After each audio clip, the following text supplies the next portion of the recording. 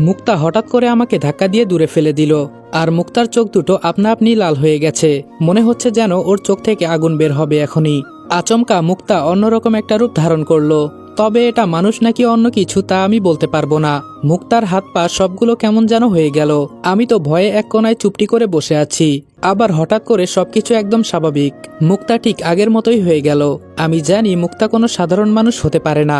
আমি তাড়াতাড়ি উঠে দাঁড়িয়ে যেই রুমে চলে যাব, পেছন থেকে মুক্তা বলল, আরে রনি দাঁড়াও, আমার তোমার সাথে কিছু কথা আছে। আমি ভয়ে ভয়ে পেছনে ফিরে বললাম, তুমি আসলে কে, আর আমাকে কেনই বা এখানে তুমি নিয়ে আসলে? আমি কি তোমার কোনো ক্ষতি করেছি? ধপ করে মুক্তা আমার সামনে এসে সরাসরি আমার ঠোঁটে ওর ঠোঁট লাগিয়ে লিপ কিস করে দিল, কিন্তু সেটা আর বেশিক্ষণ স্থায়ী হয় নাই। কিছু সময়ের ভেতরেই মুক্তা ছিটকে আমার থেকে আপনা আপনি দূরে সরে যায়। ঠোঁটে হাত দিয়ে দেখি লিপস্টিকের দাগ লেগে আছে। তবে আমার এমনটা মনে হচ্ছে যেন মুক্তাকে কেউ আমার কাছ থেকে ধাক্কা দিয়ে দূরে ফেলে দিল। আমি এতক্ষণে এটা বুঝে গেছি, এখানে থাকলে আমার মৃত্যু হবে নিশ্চিত। এরা হয়তো কেউ স্বাভাবিক মানুষ না। আজকে মুক্তার যেই রূপ দেখলাম, আমার মনে হলো এটা কোনো সাধারণ মেয়ে হতে পারে না। মন খারাপ করে ছাদের এক কোনায় গিয়ে দাঁড়ালাম। আমি জানি আমার মৃত্যু নিশ্চিত, তবে ভয় পেয়ে আর কি লাভ, যেখানে মরতেই হবে। এবার মুক্তা আমার পাশে দাঁড়িয়ে আমার দিকে তাকিয়ে বলল, সরি। আমি কিছুক্ষণ চুপচাপ থেকে বললাম, আমাকে জেল থেকে না বের করলেও পারতে। তোমাদের হাতে মরার চেয়ে ফাঁসিতে নিজেকে ঝুলানো অনেক ভালো ছিল। মুক্তা বলল, আসলে তখন। এবার আমি একটু রেগে বললাম, কি বলবে তুমি, যেখানে আমি তোমার আসল রূপ দেখতে পেলাম? আসলেই বলো তো তুমি কে, আর আমার কাছেই বা কি চাও? মুক্তা বলল, দেখো রনি, আমি তোমাকে সবকিছু বলবো, তবে। আমি বললাম, তবে? তবে কি? হ্যাঁ, আর কত আমার সাথে তুমি গেম খেলতে চাও? বাঁচার জন্য এখানে আসলাম, কিন্তু এটাও যে একটা মৃত্যুর জায়গা এটা আমি জানতাম না। আচ্ছা মুক্তা, তুমি সত্যি করে বলো তো, আমার কাছে তুমি কি চাও?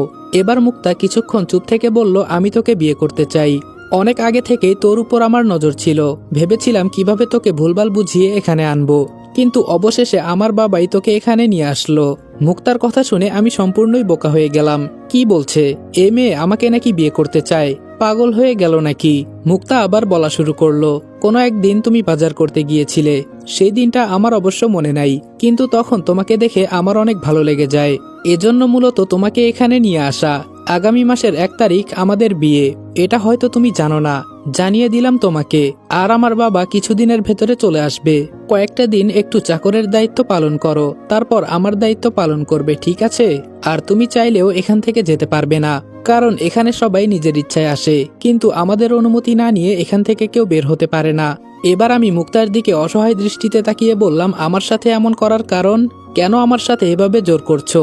মুক্তা আমার গাল টেনে বলল, ওরে আমার হবু স্বামী, কি বলে এসব? আর কয়েকটা দিন একটু সহ্য করো, তাহলে তুমি আমার বুকের মাঝে থাকবে, ঠিক আছে? এবার আমার মুখ দিয়ে কোনো কথাই বের হচ্ছে না। তার মানে নিজের বোকামির কারণে আজকে আমার এই অবস্থা। আমার মাথায় কাজ করছে না আমি এখান থেকে কিভাবে যাব। মুক্তা এবার আমার মাথার চুল টেনে বলল, তুমি মনে মনে কি বলছো? আমি কিন্তু সবকিছুই বুঝি। সাবধান, এখান থেকে পালাতে পারবে না। চাইলে তুমি চেষ্টা করে দেখতে পারো। আর একটা কথা, বিশ্বসুন্দরী হলো আমার আপন চাচাতো বোন, তবে সে হয়তো আর কয়েকদিনের জন্য এই পৃথিবীতে বেঁচে আছে, কিছুদিন পর শেষ। আজকে আমি তোমাদেরকে সবচেয়ে বিশ্বস্ত বুকমেকার ওয়ানেক্স সম্পর্কে বলতে চাই, যেটি পিএসজি এবং সিরিয়ার অফিসিয়াল পার্টনার। এই অ্যাপে আপনি cricket, football, tennis live match দেখতে এবং তাদের স্কোর ভবিষ্যৎবাণী করে সহজেই অর্থ উপার্জন করতে পারবেন। সেই সাথে BMW গাড়ি, আইফোন, ল্যাপটপ এবং আরও অনেক নগদ পুরস্কার জেতারও সুযোগ রয়েছে। এই অ্যাপটিতে আপনি crash, crystal, under and over 21 ইত্যাদি গেম খেলে সহজেই আয় করতে পারবেন। সাইন আপ করার সময় আমার প্রচার কোড রিদওয়ান8 ব্যবহার করে আপনার প্রথম জমাতে 24,000 টাকা পর্যন্ত পান। আপনি বিকাশ, নগদ, ব্যাংক, ক্রিপ্টো, পেপাল এবং অন্যান্য সহজ পদ্ধতির মাধ্যমে সহজেই আপনার জেতা টাকা তুলতে পারবেন। এখানে আপনি 24 ঘন্টা 7 দিন গ্রাহক সহায়তা পাবেন। তাই এখনই গুগলে ওয়ানেক্স সার্চ করে অফিসিয়াল ওয়েবসাইটটিতে গিয়ে রেজিস্ট্রেশন করুন। আর রেজিস্ট্রেশনের সময় অবশ্যই আমার প্রচার কোড রিদওয়ান8 ব্যবহার করে প্রথমবার ডিপোজিটে 24,000 টাকা পর্যন্ত পান। মুক্তার কথা কিছু কিছু আমি বুঝতে পারছি, আবার কিছু কিছু বুঝতে পারছি না। আমাকে চুপচাপ থাকতে দেখে মুক্তা আবার প্রশ্ন করলো, কি হলো, কথা বলছো না কেন? রাগ করলে নাকি আমার উপর? এবার আমি হাসি দিয়ে বললাম, আরে রাগ করার কি আছে? নিজের ইচ্ছার বিরুদ্ধে সবকিছু যেখানে হচ্ছে সেখানে আমি আবার রাগ করব কেন? আমি তো সেই দিনই মারা গেছি যেই দিন ওরা আমার সামনে আমার রাম্মুকে মেরেছিল। তুমি আবার কি করবে আমার সাথে? তবে একটা কথা আমি জানতে চাই, তুমি কি আসলেই মানুষ না, নাকি অন্য কিছু? এতটুকু বলতেই মুক্তা আমাকে থামিয়ে বলল, বর্তমানে এইটুকুই জেনে রাখো, আমি কোনো সাধারণ মানুষ না। পরে যখন আমার সাথে তোমার বিয়ে হবে তখন সবকিছু খুলে বলবো, ঠিক আছে? এখন আমাকে যেতে হবে, আমার আবার কিছু কাজ পড়ে আছে। আমি বললাম, কি কাজ? মুক্তা বলল, সে অনেক কিছু, তোমায় বলা যাবে না। এখন রুমে গিয়ে চুপচাপ ঘুমিয়ে পড়ো, আর অযথা ফালতু চিন্তা ভাবনা করবি না, ঠিক আছে? আমার সম্পর্কে ভেবে মাথা এত খারাপ করবি না। বলছি না বিয়ের পর সবকিছু জানতে পারবি। আমি বললাম আমি যদি বিয়ে আপনাকে না করি। আমার কথা শুনে মুক্তা হাতে ইশারা করতেই একটা ফুলদানি ওর হাতে এসে গেল। এটা দেখিয়ে মুক্তা আমাকে বলল, এখন তো বুঝলি আমি চাইলে কি করতে পারি। অনেক রাত হয়ে গেছে, এখন গিয়ে ঘুমিয়ে পড়। মুক্তা চলে যাবে তখন আমি ওর হাত ধরে বললাম, আমার কিছু প্রশ্ন ছিল। মুক্তা আবার আমার দিকে তাকিয়ে হাসি দিয়ে বলল, হ্যাঁ বলে ফেল, কি বলবি। এবার আমি মুক্তার হাত ছেড়ে বললাম, আমি যখন বলেছিলাম আমার ছাদের রুমটা অনেক পছন্দ, তখন তুমি না করেছিলে কেন? মুক্তা বলল, না করেছিলাম কিছু কারণ ছিল। আমি ভেবেছিলাম আমি তোকে হাতের কাছে পেয়েও হারিয়ে ফেলবো, কিন্তু তোর ভেতরে যে এত কিছু আছে তা আমি জানি না। একমাত্র তুই আমার স্বামী হওয়ার যোগ্য। আর তুই ছাড়া যারা এই রুমে থাকতে গিয়েছিল ওরা সবাই রাতে রুমে গিয়েছে আর সকালে লাশ হয়ে বেরিয়েছে। তবে এখন তোকে আর এই সম্পর্কে কিছু বলা যাবে না। পরে যদি ভয় পেয়ে যাস, তোর সাথে এত কিছু বলতে পারবো না আমি। এখন তুই রুমে গিয়ে শুয়ে পড়, কেমন? এই বলে মুক্তা চলে গেল। আমি শুধু বোকার মতো ওর দিকে তাকিয়ে আছি। আমার কেমন যেন মনে হচ্ছে আমাকে ওরা সবাই মিলে বলির পাঠা বানাতে চায়। আমার মাথায় শুধু একটা জিনিস ঘুরছে, আমি এখন এখান থেকে কিভাবে পালিয়ে যাব। এমনি মুক্তাকে আমার পছন্দ নয়, দেখলেই কেমন যেন লাগে। আবার ওর স্বভাব চরিত্র বেশি একটা সুবিধার মনে হচ্ছে না আমার। বিপদে যেহেতু পড়েই গেছি, তাই এখন আর অন্য কিছু চিন্তা করলে কি হবে। বাঁচতে চেয়ে আবার নিজের বিপদ নিজেই ডেকে আনলাম। রাত প্রায় অনেক হয়ে গেছে, তাই অন্য কিছু আর চিন্তা না করে রুমে গিয়ে শুয়ে পড়লাম। যখন ঘুম ভাঙলো তখন মনে হলো যেন দরজায় কেউ টোকা দিচ্ছে। ফোনটা হাতে নিয়ে দেখি এখন বাজে রাত প্রায় 1টার মতো। এই সময়ে আবার কে আসবে? কেমন যেন অজানা একটা ভয় মনের ভেতরে কাজ করছে। শোয়া থেকে উঠে ভয়ে ভয়ে দরজা খুলে দিলাম। দরজার সামনে তাকিয়ে দেখি সুমন দাঁড়িয়ে আছে। সুমনকে দেখে মনের ভয়টা কোনো রকম দূর হয়েছে। আমি বললাম, কিরে সুমন, তুই এত রাতে এখানে যে? সুমন আমাকে বলল, আরে আগে বাহিরে চলো, পরে সবকিছু বলছি। আমি বললাম, বাহিরে কেন? তুই রুমে আয়, বসে কথা বলি।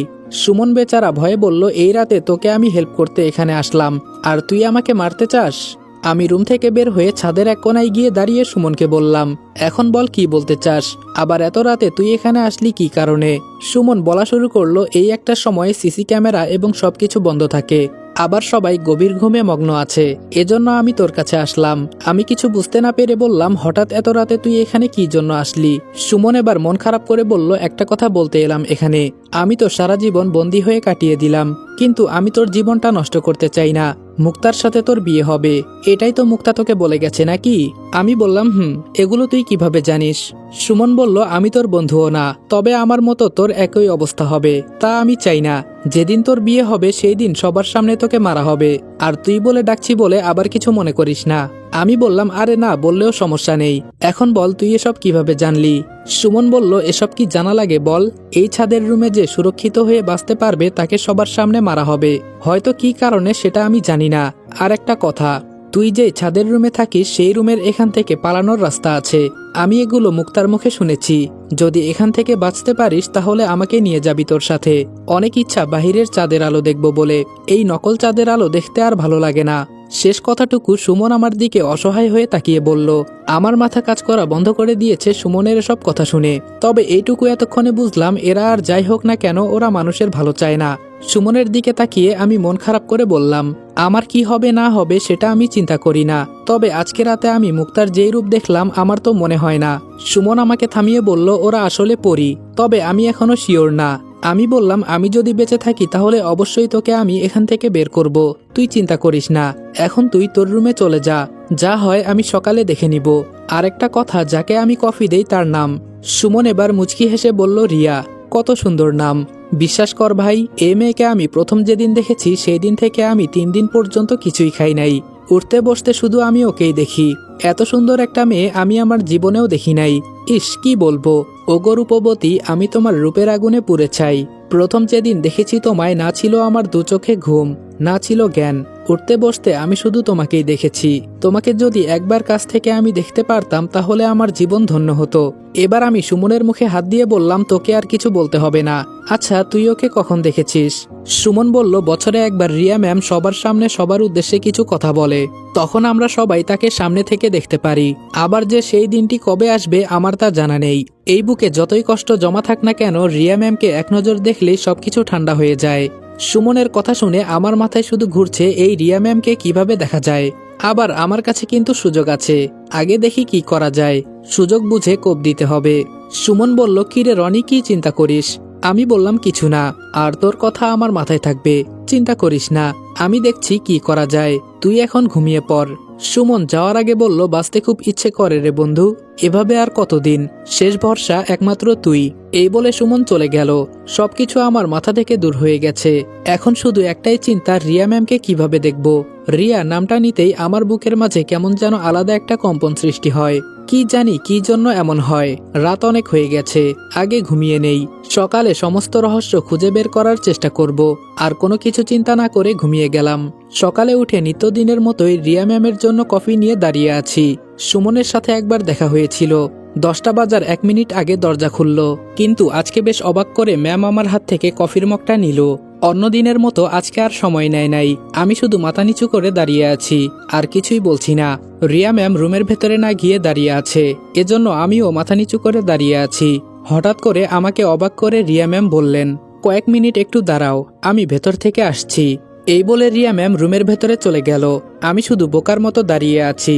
মনে হচ্ছে যেন আমি একটু আগে আবার নতুন করে জ্ঞান হারিয়েছি। এত মধুর কণ্ঠ আমি আজ পর্যন্ত কারো মুখে শুনি নাই। আহা কি মধুর কণ্ঠ, কথা শুনলে মনে হয় যেন শুনতেই থাকি। কথা তো আর কথা নয়, মনে হচ্ছে যেন মুখ থেকে মধু বের হচ্ছিল। আচ্ছা, আমি কি রিয়া ম্যামকে সামনে থেকে কখনো দেখতে পারবো? হ্যাঁ, অবশ্যই পারবো। এজন্য হয়তো আমার মৃত্যু হবে, হোক না, তাও তো তাকে আমি এক নজর একটু দেখতে পারবো। আমার জায়গায় যারা আগে কাজ করেছিল তারা তো অযথা মৃত্যুবরণ করে নাই। হয়তো রিয়া ম্যামকে দেখার লোভটা তারা কেউ সামলাতে পারে নাই। অনেকক্ষণ দাঁড়িয়ে থাকার পর রিয়া ম্যাম দরজা খুলে আমার হাতে কফির মগটা দিয়ে রুমের দরজা বন্ধ করে দিল। তাহলে এজন্য কি আমাকে দাঁড়াতে বলল? বুঝলাম না কিছু। নাকি আমাকে কিছু বলতে চাইছিল? ধুর, আমাকে আবার কি বলবে? আমি তো তার কেনা সামান্য একজন চাকর। হঠাৎ আমার কফির মগের ভেতরে নজর পড়ল, কিসের যেন ছোট একটা কাগজ দেখা যাচ্ছে। তার মানে রিয়া ম্যাম আমাকে সত্যি কিছু বলতে চাইছে। তবে এভাবে কেন? আমাকে তো ডেকে নিয়ে গিয়ে বলতে পারতো। যাক, এসব আমার চিন্তা করার বিষয় নয়। এখন কফির মগের ভেতর থেকে চিঠিটা কিভাবে নিব তাই চিন্তা করছি, কারণ চারপাশে সিসি ক্যামেরা, আবার আমার উপরে অনেকেই নজর রেখেছে। আমি কখন কি করি? রিয়া ম্যামের রুমের সামনে থেকে চলে গেলাম। ভাবলাম আগে কিচেন রুমে গিয়ে দেখি কিছু করতে পারি কিনা। সরাসরি কিচেন রুমে চলে গেলাম। গিয়ে দেখি কোথাও কেউ নেই। একবার সিসি ক্যামেরায় তাকিয়ে একটা সালাম দিয়ে বললাম, আপনারা আছেন দেখে সবকিছু সুরক্ষিত আছে, সম্মান করি আপনাদের। এই বলে কফির মগটা রেখে রান্নাঘর থেকে বের হয়ে গেলাম। কফির মগের ভেতর থেকে চিঠিটা অনেক আগেই নিয়ে নিলাম। যখন সিসি ক্যামেরায় তাকিয়ে সালাম করলাম তখন বাম হাত দিয়ে ওটা বের করে নিয়েছি। যদি দেখেও ফেলে তবুও আশা করি এতটা টের পাবে না। কিচেন রুম থেকে বের হতেই সুমন আমার সামনে পড়ল। সুমন আমাকে দেখে একটা হাসি দিয়ে বলল, কি অবস্থা রনি তোমার? আমি বললাম, এই তো সুমন, ভালো। তোমার কি অবস্থা?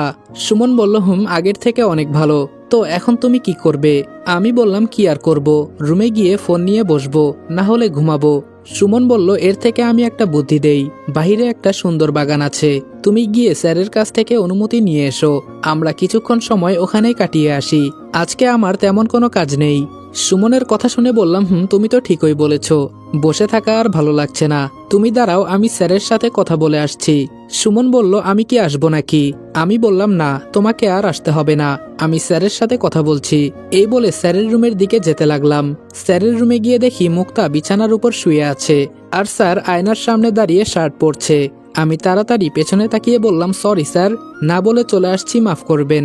স্যার কিছু বলার আগে মুক্তা বলল, আরে রনি, তুমি এখানে হঠাৎ কি মনে করে? আমি মাথা নিচু করে বললাম, আসলে ম্যাম, রুমে বসে থাকা এবং বাসার ভেতরে ঘোরাঘুরি করা আর ভালো লাগে না। যদি একটু অনুমতি দিতেন তাহলে সুমন আর আমি মিলে বাহিরের বাগানটা একটু ঘুরে দেখতাম। স্যার এবার মুক্তার দিকে তাকিয়ে বলল, তুমি কি বলো মুক্তা? মুক্তা পাশ থেকে একটা কাগজ নিয়ে কি একটা লিখে দিয়ে বলল, এই কাগজটা নিয়ে যাও, আর মনে রেখো বিকাল হওয়ার আগে ফিরে আসবে। আর এভাবে হঠাৎ করে আমাদের অনুমতি না নিয়ে মুক্তাকে থামিয়ে বললাম, আপনাকে বলতে হবে না, আমি না বলে রুমে এসে অনেক বড় অন্যায় করে ফেলেছি, আমাকে মাফ করে দিবেন। এখন কি আমি যেতে পারি? মুক্তা বলল, যাও, তবে আমি আর চাচা মিলে আমাদের বিয়ের পরামর্শ করছি, তোমার যা যা লাগবে সব লিখে দিও, সব সময় মতো এসে যাবে। আমি আর কিছু না বলে রুম থেকে বের হয়ে গেলাম। আমার মাথায় ঢুকছে না মুক্তা ওর চাচার রুমে এভাবে শুয়েছিল কেন। হয়তো সত্যি সত্যি ওরা চাচা ভাতিজি মিলে কিছু পরামর্শ করছিল। সুমন আমাকে দেখে এগিয়ে এসে বলল, কি রে রনি, কি হয়েছে? স্যার কি অনুমতি দিয়েছে?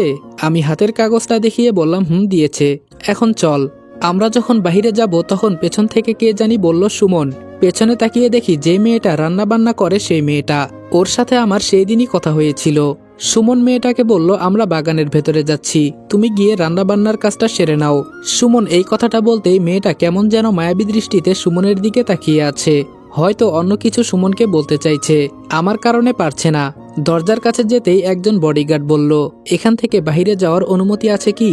আমি কাগজটা দেখিয়ে বললাম, আমি রনি আর ও সুমন, এখন তো আমরা যেতে পারি নাকি? আমার এই কথা শুনে দরজা খুলে দিল, শুধু বলল সময় যে পর্যন্ত দেওয়া আছে তার আগে চলে আসবে, মনে থাকে যেন। আমরা বের হয়ে সামনের দিকে যেতে লাগলাম। কিছুটা সামনে যেতে অনেক বড় একটা বাগান দেখতে পেলাম। আমার মনে হয় এমন কোনো ফল নেই যেটা এখানে নেই। চারপাশ এত সুন্দর করে সাজানো, দেখলে শুধু দেখতে ইচ্ছে করে। পাহারা দেওয়ার মতো অনেকেই আছে, আমাদের মতোই বোকা মানুষ। ওরাও হয়তো আমার মতো বোকামি করে এখানে এসেছে। সুমন আমাকে চুপ থাকতে দেখে বলল, কি রে, কিছু বলিস না কেন? জায়গাটা কেমন? আমি বললাম, মোটামুটি অনেকটাই ভালো। আচ্ছা, ওই মেয়েটা কি তোর পছন্দ? সুমন বলল, কোন মেয়েটা? আমি বললাম, আরে শালা, কিছুক্ষণ আগে যে মেয়েটা তোকে ডাক দিল। আমার কথা শুনে সুমন কিছুক্ষণ চুপচাপ থেকে মাথা নিচু করে বলল, আমি যখন থেকে এখানে এসেছি তার কয়েকদিন পর এই মেয়েটা এখানে আসে। জানিস, ও আমাকে অনেক কেয়ার করে, সব সময় আমার কাজে সাহায্য করে। শুধু বলে, আমাদের কি বিয়ে হবে? আমার অনেক ইচ্ছা তোমার সাথে সংসার করব, তোমার দুটো হাত ধরে ঘুরবো, শুধু এসব বলে। আমিও জানি না ওকে আমার কিভাবে পছন্দ হয়ে গেছে, তবে এখনো বলি নাই যে ওকে আমি পছন্দ করি। আমার মুখ থেকে ভালোবাসার কথাটা শোনার জন্য প্রতিদিন আমার পেছনে পেছনে ঘোরে। কি করব বল? আমি যে এখান থেকে ওকে বের করতে পারবো না। ও বোঝে না যে আমরা এখানে শুধু ওদের চাকর, আর কিছু না। বন্যা মেয়েটা অনেক ভালো, কিন্তু আমি ওর মনের আশা পূরণ করতে পারবো না। আমি বললাম, ওই মেয়েটার নাম বন্যা? সুমন মাথা ঝাঁকি দিয়ে বলল, হুম। আমি সুমনের ঘাড়ে হাত দিয়ে বললাম, থাক, তুই আর কান্না করিস না। আমি তোর মাথা ছুঁয়ে কসম খেয়ে বলছি, যদি আমি বেঁচে থাকি তোদের এখান থেকে বের করবই। চিন্তা করিস না, খুব তাড়াতাড়ি আমি এটা করে দেখাবো, এটা আমার ওয়াদা। সুমন আমার দিকে তাকিয়ে চোখের পানি মুছে বলল, এখন বল তোর কি খবর? আমি হেসে বললাম, আমার আবার খবর, যেখানে আমার চাচাতো বোন আর সৎ বাবা পরকীয়া প্রেমে জড়িত হয়ে আমার মাকে আমার সামনে মেরে ফেলেছে। বিশ্বাস কর সুমন, তখন যদি আমাকে বেঁধে না রাখতো, কসম করে বলছি ওদের আমি কাঁচা চিবিয়ে খেতাম। সুমন বলল, কি বলিস? তোর সৎ বাবা আর তোর চাচাতো বোন? আমি বললাম, আর কিছু বলিস না, সহ্য করতে পারি না। এই পৃথিবীতে আমার আপন বলতে আমার আম্মুই ছিল, কিন্তু ওরা আমার আম্মুকে বাঁচতে দিল না। একবার শুধু এখান থেকে বের হই, ছাড়বো না আমি ওদের। সুমন বলল, আমাকেও সাথে নিয়ে যাবি, আমিও দেখতে চাই ওরা কেমন পশু। আমি বললাম, থাক, বাদ দে, এখন বল ওরা কি সবাই পরি নাকি? সুমন বলল, সঠিকটা আমি বলতে পারবো না, তবে মাঝে মধ্যে ওদের অদ্ভুত ব্যবহার দেখে আমার তাই মনে হয়। গোপন একটা কথা বলি, শোন, ওরা পরি হোক আর যাই হোক, ওরা ততটা ভালো না। ওদের যখন বেশি পিপাসা পায় তখন কিন্তু আস্ত মানুষ খেয়ে ফেলে। একদিন আমি এটা লুকিয়ে দেখেছিলাম। একটা পরীর পক্ষে এত কিছু করা কিভাবে সম্ভব? আমি বললাম, তোর অনুমান ওরা সবাই পরি, তাই তো? সুমন বলল, হুম। আমি বললাম, এটা কিভাবে বলতে পারিস? সুমন বলল, মাঝরাতে আমি মুক্তাকে তার ডানা বন্ধ করতে দেখেছিলাম, এজন্য অনুমান করে বলছি, এছাড়া বেশি কিছু জানি না। আমি বললাম, ভয় হয় না এখানে যে থাকিস? যদি কোনোদিন ওরা তোকে? সুমন বলল, আমাকে মারবে না, কারণ আমরা বহু বছর ধরে এখানে আছি। ওরা সবাই জানে আমরা কেমন বিশ্বাসের সাথে কাজ করি। আমি বললাম, এত কিছু জানার পরেও এখানে থাকিস কিভাবে, এটাই তো জানি না। সুমন বলল, এখান থেকে তুই পালাতে পারবি কি? আমি বললাম, হয়তো না। সুমন বলল, তাহলে আমাকে কেন এই কথা বলিস? হঠাৎ পেছন থেকে কে জানি বলে উঠল, এই রনি, দাঁড়াও। আমি আর সুমন পেছনে তাকিয়ে দেখি মুক্তা এইদিকে আসছে। কিছুক্ষণের ভেতরে আমাদের কাছে এসে সুমনকে বলল, সুমন, আজকে তুমি চলে যাও, অন্য একদিন ওর সাথে এসো, আজকে আমার ওর সাথে কিছু কথা আছে। সুমন মাথা নিচু করে বলল, জি ম্যাম, আমি চলে যাচ্ছি। এই কথা বলে সুমন চলে গেল। আমি শুধু বোকার মতো দাঁড়িয়ে আছি। মুক্তা আমাকে বলল, এভাবে হ্যাবলার মতো দাঁড়িয়ে আছো কেন? এতক্ষণ তো খুব বকবক করছিলে। আমি বললাম, কি বলবো আমি বলেছি তো, তুমি যা ইচ্ছা আমার সাথে তাই করতে পারো, আমি না করব না। মুক্তা আমার দিকে তাকিয়ে হাসি দিয়ে বলল, আমি কি এতটাই অসুন্দর? আমি বললাম, তোমাকে একটা গল্প বলি, শুনবে কি মুক্তা? মুক্তা আমার দিকে চোখ রেখে বলল, বলো শুনি, কি বলতে চাও? আমি বলা শুরু করলাম। একটা ছেলে পাঙ্গাস মাছ খুব বেশি পছন্দ করত। সে এতটাই ভক্ত ছিল যে প্রতিবেলায় সে পাঙ্গাস মাছ ছাড়া ভাতই খেতে পারত না। হঠাৎ একদিন কোনো কারণে ছেলেটা গ্রামে তার নানা বাড়িতে যায়। রাস্তা দিয়ে যাওয়ার সময় একটা পুকুরে তার নজর পড়ল। ছেলেটার খুব শখ ছিল পুকুরের পানিতে মাছ ধরার, এজন্য সে পুকুরের পাড়ে গিয়ে দাঁড়ালো। আবার পুকুরে কয়েকজন মানুষ মিলে জাল ধরে মাছ মারছিল, সেগুলো ছিল পাঙ্গাস মাছ। হঠাৎ ছেলেটার নজর পড়ল পুকুরের দুই পাশে দুইটা টয়লেট আছে। একজন মানুষ পুকুর থেকে বলাবলি করছে মাছকে যত নোংরা খাবার দেওয়া হবে সে তত তাড়াতাড়ি বড় হবে। ছেলেটা আর কিছু না বলে চুপচাপ চলে গেল। নানির বাড়িতে গিয়ে দেখে তার জন্য খুব সুন্দর করে পাঙ্গাস মাছ রান্না করা হয়েছে। খাবার সময় তাকে পাঙ্গাসের মাথা দেওয়া হলো। হঠাৎ ছেলেটার নজর পড়ল পাঙ্গাসের মাথার ভেতরে একটা ছোট কেঁচোর টুকরো। কেঁচো কি এটা তো সবাই বোঝে। এরপর থেকে ছেলেটা পাঙ্গাস মাছ দেখলেই দৌড় দিয়ে পালায়। থাক আর বলবো না। তবে ছেলেটা পরিশেষে আর পাঙ্গাস খায় নাই, কারণ এরা মাছ হিসেবে ভালো হলেও ভেতরে ময়লা আবর্জনা ভরা। আমি কি বলতে চেয়েছি হয়তো তুমি তা এতক্ষণে বুঝে গেছো। মুক্তা আমার কথা বলল, তুই খুব সুন্দর উদাহরণ দিতে পারিস। তবে এটা সত্যি, আমি অনেকের সাথে একই বিছানায় ছিলাম। এগুলো শুনলে তোর খারাপ লাগবে, তাই আর বলবো না। কয়েকদিন পর তুই আমার হাজবেন্ড হবি।